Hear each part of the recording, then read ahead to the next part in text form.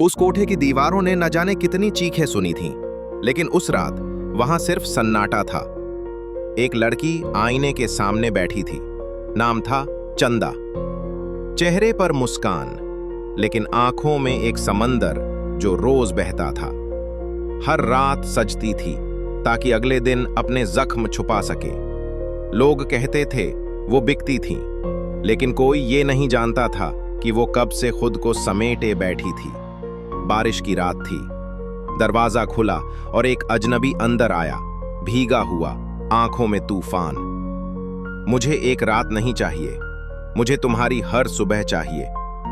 वो पहली बार था जब चंदा को किसी की आंखों में लालच नहीं, इज्जत दिखी।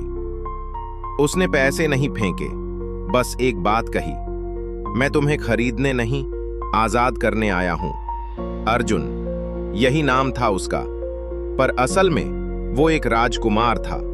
राजा का इकलौता बेटा जिसने अपनी गद्दी को ठोकर मार दी थी। मैं उस सल्तनत को नहीं चाहता जहां इंसान की कीमत चेहरे से लगाई जाती है। राजमहल को खबर लग चुकी थी। कोठे पर निगाह रखी जा रही थी। राजा ने आदेश दिया, उस वेश्या को मिटा दो ताकि मेरा बेटा फिर से राजकुमार बन जाए। लेकिन अर्जुन ने फैसला कर लिया था, अब मैं किसी राजा का बेटा नहीं, सिर्फ चंदा का आशिक हूं। एक दिन चंदा को एक पत्र मिला। उसमें सिर्फ 3 शब्द थे, भाग जा अर्जुन। उस रात अर्जुन गायब हो गया।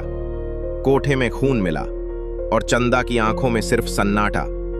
क्या मोहब्बत इतनी बड़ी सजा थी कि उसका कातिल भी मोहब्बत निकला? पुलिस आई, चंदा को गिरफ्तार किया गया। आरोप था राजकुमार की हत्या। जिसे मैंने जीना सिखाया, उसी का नाम अब मेरे खून में घुल गया है। कोर्ट में सब खामोश थे, लेकिन तभी पीछे से आवाज आई, रुकिए। एक नकाबपोश व्यक्ति सामने आया, नकाब हटाया और सब दंग रह गए। वो अर्जुन था, जिंदा। सब चौंक गए। जिसे मरा हुआ मान लिया गया था, वो इश्क के गुनाह में लौट आया था। अर्जुन ने कहा, अगर चंदा को गुनहगार ठहराया गया तो ये सल्तनत गुनहगार कहलाएगी। वो अदालत के सामने झुक गया। चंदा को रिहा करो और मुझे सजा दो, क्योंकि मेरा गुनाह था उससे मोहब्बत करना। अर्जुन को कैद कर लिया गया। चंदा को छोड़ दिया गया, लेकिन वो किसी महल में नहीं गई। वो वापस उसी कोठे में लौट गई। लेकिन अब वो वहां बिकती नहीं थी। अब वो खुद मोहब्बत की एक किताब थी, जिसका आखिरी पन्ना किसी ने आज तक नहीं पढ़ा।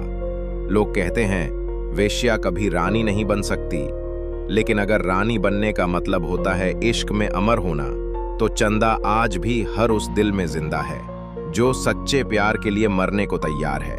कहानी वहीं खत्म नहीं हुई थी जहां चंदा को आजादी मिली, बल्कि वहीं से एक नई आग ने जन्म लिया था। राजकुमार अर्जुन अब सलाखों के पीछे था, लेकिन हर रात जब जेल की दीवारें सिहरती थीं, तो कोई चुपचाप चंदा का नाम दोहराता था। मोहब्बत ने उसे कैदी बना दिया था, लेकिन हकीकत ये थी कि वो एक बहुत बड़ी साजिश में फंसा था। चंदा अब उस कोठे की मालिक थी, लेकिन दिल में एक सवाल था, क्या अर्जुन वाकई सजा का हकदार था या वो एक सियासी खेल का शिकार बना? एक रात चंदा के पास एक बूढ़ी औरत आई।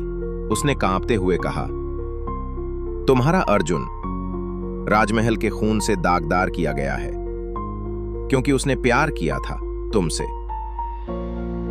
राजा ने तुम्हें मिटाने के लिए अपने ही बेटे को मोहरा बनाया। अब चंदा की मोहब्बत गुस्से में बदल चुकी थी। वो कोठे से उठी और सीधे राजमहल की दहलीज तक जा पहुंची। एक वेश्या जिसने कभी अपनी आवाज तक ऊंची नहीं की थी, अब राजा के सिंहासन के सामने खड़ी थी। राजा हंसा, तुम एक कोठे की औरत अब सल्तनत की बातें करोगी? चंदा बोली, मैं उस राजकुमार की औरत हूं जो प्यार के लिए ताज छोड़ सकता है, और मैं वही इश्क हूं जिसे तुमने जहर कहा। राजा ने आदेश दिया, इसे बाहर फेंक दो और अर्जुन को उम्र कैद दो। लेकिन कहानी फिर पलटी। एक जवान सिपाही सामने आया और चिल्लाया, रुको, मेरे पास अर्जुन की बेगुनाही का सबूत है। सब सन्न रह गए। सिपाही ने कहा, राजा ने अपने ही बेटे के खिलाफ फर्जी गवाह बनाए, क्योंकि उसे डर था अर्जुन अगर गद्दी पर बैठा तो सल्तनत इंसानियत से चलने लगेगी। फिर अदालत बुलाई गई। पूरे महल के सामने चंदा खड़ी थी, एक वेश्या जो अब गवाह भी थी, प्रेमिका भी और क्रांति भी। अर्जुन को रिहा कर दिया गया। राजा की गद्दी हिल चुकी थी, लेकिन तभी एक धमाका हुआ। राजमहल की छत पर कोई ऊंचाई से गिरा। सिपाही भागा, चंदा चिल्लाई, अर्जुन। लेकिन वो अर्जुन नहीं था, वो राजा था जिसने हार मान ली थी। अर्जुन बाहर आया, उसने चंदा का हाथ थामा और कहा, अब हम सिर्फ मोहब्बत नहीं करेंगे, अब हम इंसाफ करेंगे। अंत में कोठा एक स्कूल बना और चंदा उसकी पहली प्रधानाचार्य। जिसने मोहब्बत में राजकुमार को खोया, अब वो बच्चियों को इज्जत का मतलब सिखा रही थी, क्योंकि मोहब्बत अगर सच्ची हो तो वो कोठे से भी राज चला सकती है।